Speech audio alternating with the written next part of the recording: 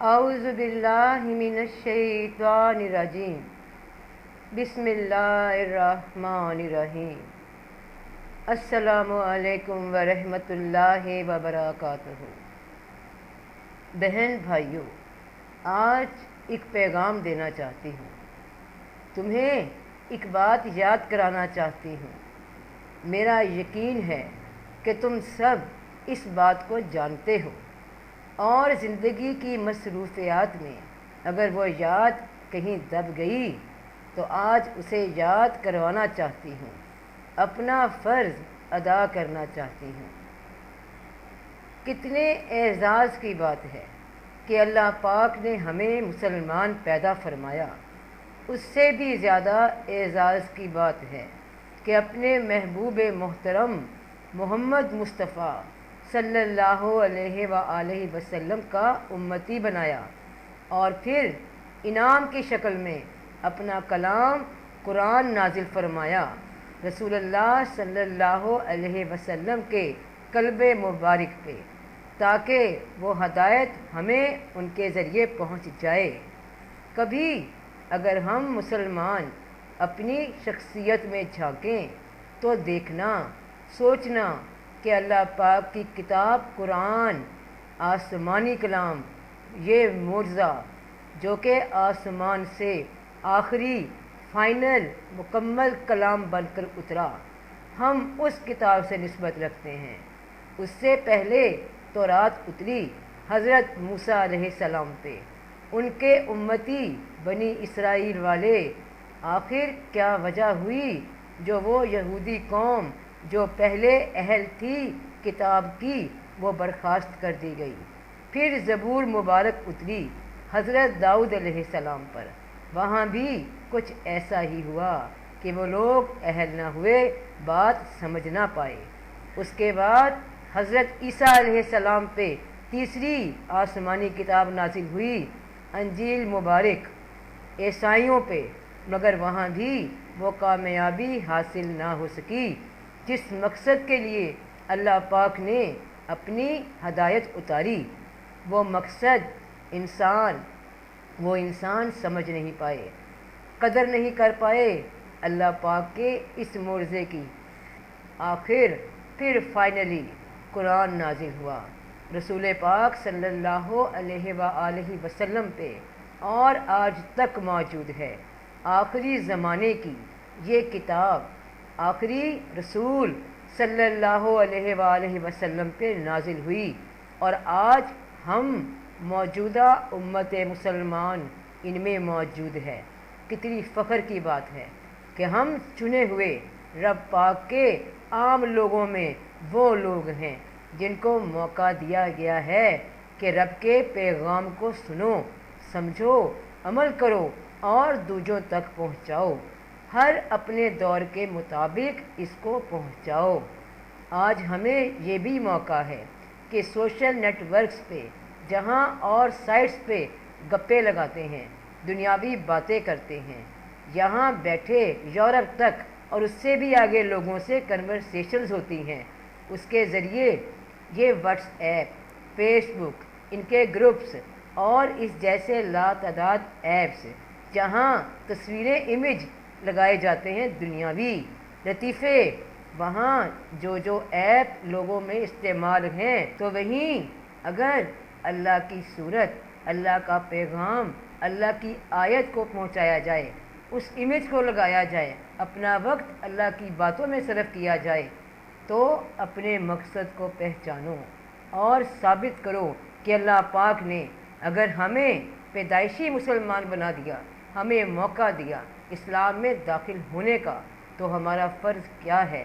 کہیں ہم بھی بے قدری تو نہیں کر رہے وقت کی، جس طرح باقی قومیں، یہ لوگ معزول کر دیے گئے جب انہوں نے اپنی اس نعمت کو نہ پہچانا تو ہٹا دیے گئے اس منصب سے کہ تمہیں موقع دیا، تم پہچان نہ سکے۔ اور عام سطح کے لوگوں کی طرح جنہیں شعور نہیں زندگی کا، جنہیں قدر نہیں اس حیات کی، جو دنیا میں ہنسی میں، میلوں میں مصروف ہیں، آوارگی میں، کھیل تماشوں میں دل لگائے بیٹھے ہیں، ان جیسے مت بن جانا۔ تمہاری پہچان، تمہاری قدر اس دن ہونی ہے، اس دن تمہارا مقام بننا ہے جس روز تم اپنے رب پاک کی بات کو سمجھو گے۔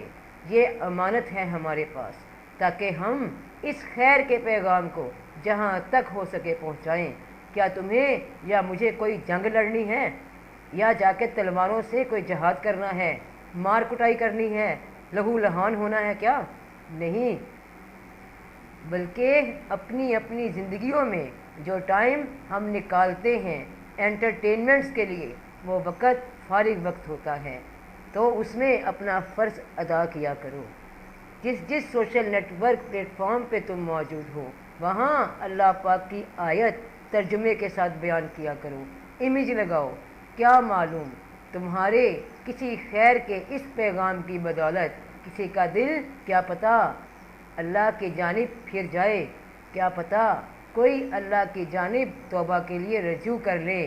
کیا یہ دین کی خدمت تمہارے لیے آخرت میں خیر نہیں بن سکتی؟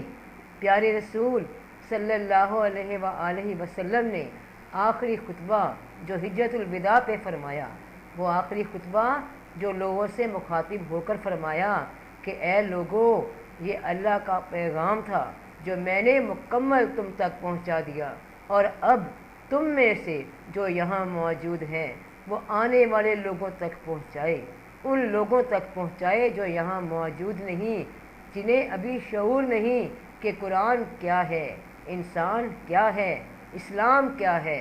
تو بہن بھائیوں، کیا اپنے رسول پاک صلی اللہ علیہ وآلہ وسلم کی یہ آخری وصیت پہ غور نہیں کرتے؟ کیا یہ تمہاری میری ذمہ داری نہیں کہ اللہ کی آیت کو، اللہ پاک کی ہدایت کو پھیلائیں؟ آج مسلمانوں میں بھی یہ ہدایت پھیلانا پھر سے ضروری ہے، کیونکہ بیشتر مسلمان بیٹے بیٹیاں اسلام سے دور ہیں۔ کلمہ پڑھ کر یا مسلمان کے گھر پیدا ہو کر بھی وہ قرآن کی تعلیم کو ابھی نہیں سمجھ سکے، ان کو سمجھایا ہی نہیں گیا۔ کیا پتہ کسی کے دل میں روشنی کی کرن جاگ اٹھے اور وہ رب پاک کی جانب رجوع کر لے۔ کیا یہ خوشی کافی نہ ہوگی کہ ہم نے زندگی میں کوئی ایک ایسا کام کیا جو اللہ کے دین میں مددگار بنا؟ کتنی خوشی ہوگی ہمارے رسول پاک صلی اللہ علیہ وآلہ وسلم کو، کتنی خوشی ہوگی ہمارے رب پاک کو کہ میرے اس بندے نے کوشش تو کی نیک ہونے کی اور نیک پیغام کو پہنچانے کی۔ رسول اللہ صلی اللہ علیہ وسلم کی حدیث مبارک ہے کہ پہنچا دیا کرو میری جانب سے چاہے ایک آیت ہی صحیح۔ دیکھو، سنو، کتنا بڑا اعزاز ہے۔ فرما رہے ہیں، ہدایت کر رہے ہیں، ڈیوٹی لگا رہے ہیں کہ میری جانب سے پہنچا دیا کرو چاہے ایک آیت بھی صحیح۔ تو ذرا سوچو بہن بھائیوں، اللہ کے ولی کون ہیں؟ کون ہیں ولی رسول اللہ صلی اللہ علیہ وآلہ وسلم کے زبان سے پڑھتے ہیں اللہم صلی علی سیدنا محمد وعلی آل سیدنا محمد وبارک وسلم، اور اپنا فرض بھی ادا کرتے ہیں جو آپ نے وصیت فرمائی۔ تو اللہ کے رنگ میں رنگنے والے کون ہیں؟ اللہ کے ولی کون ہیں؟ جو اس کے محبوب محمد مصطفیٰ صلی اللہ علیہ وآلہ وسلم کا فرمان کی تعمیل کریں، اطاعت کریں۔ یاد رکھنا بہن بھائیوں، یہ قرآن وہ پاکیزہ، وہ اعلیٰ کلام جس کو پھیلانے میں رسول پاک صلی اللہ علیہ وآلہ وسلم نے زندگی گزاری، اس کلام کی برکت سے دنیا کو ہدایت ملی، روشنی ملی۔ جب تم میں اس قرآن کو یعنی اللہ کی بات کو آگے پہنچائیں گے تو کیا رب پاک اور رب پاک کے محبوب جناب محمد مصطفیٰ صلی اللہ علیہ وآلہ وسلم خوش نہیں ہوں گے؟ تمہارے رب پاک کی رضا نہیں ملے گی؟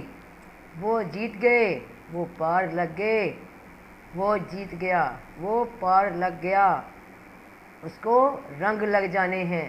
جس نے رب پاک کی خوشنودی کے لیے قدم بڑھایا وہ اس قافلے کا مسافر بن گیا جو رسول پاک صلی اللہ علیہ وآلہ وسلم کے قدموں کے پیچھے چل رہا ہے۔ آؤ شامل ہو جاؤ اس کارواں میں، اپنا فرض سمجھ کر اللہ سونا رنگ لگائے رسول اللہ صلی اللہ علیہ وآلہ وسلم کل قیامت کے روز راضی ہوں۔ یہ وہ وصیت ہے، یہ وہ عمل ہے جسے تبلیغ کہا جاتا ہے، وہ عمل جو 1,24,000 پیغمبروں نے ادا فرمایا، تکلیفوں کے ساتھ، مشکلوں کے ساتھ، لوگوں کے ظلم و ستم کے بیچ۔ آج تم اپنے حصے کا کام کرو، ایک امتی کی حیثیت سے، اللہ پاک کے بندے کی حیثیت سے۔ نہ تمہیں آج وہ پہلوں جیسی مشکل ہے، نہ کوئی تمہاری جان کے در پہ ہے۔ تو رسول پاک صلی اللہ علیہ وآلہ وسلم نے فرمایا کہ پہنچا دیا کرو میری جانب سے، چاہے ایک آیت ہی صحیح۔ تو سب کا بھلا، سب کی خیر، جیتے رہو بہن بھائیوں، بیٹے بیٹیوں، فی امان اللہ۔